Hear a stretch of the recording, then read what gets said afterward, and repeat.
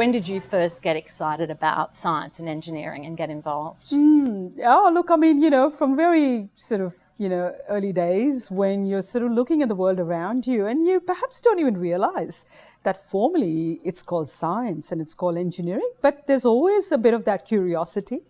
And when you find yourself asking all those questions and sometimes kind of having that conversation to yourself and you're going, wow, this is so cool. I wonder if I could do this.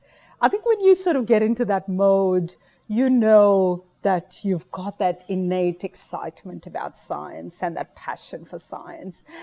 And then someone tells you what you're really asking is really important.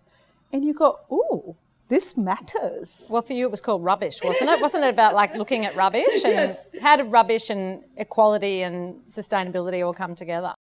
For me, sustainability and equity was almost sort of part of that same thinking in my head, even though at that stage in my life, I didn't necessarily know the word sustainability.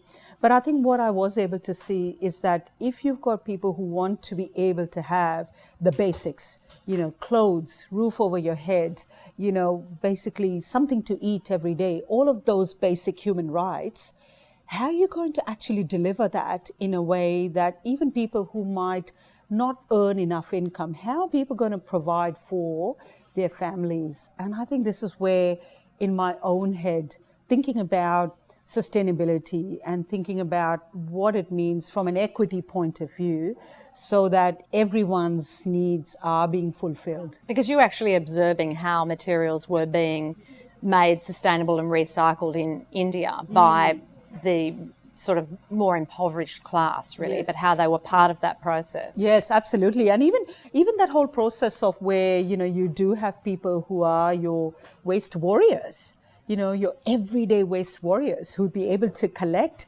little glass bottles, medicine bottles and be able to make money out of that. And I think to me, there was also that underpinning excitement about the fact that there could well be potentially an economy that could be built around all these materials that somebody else didn't need. So I found that really exciting.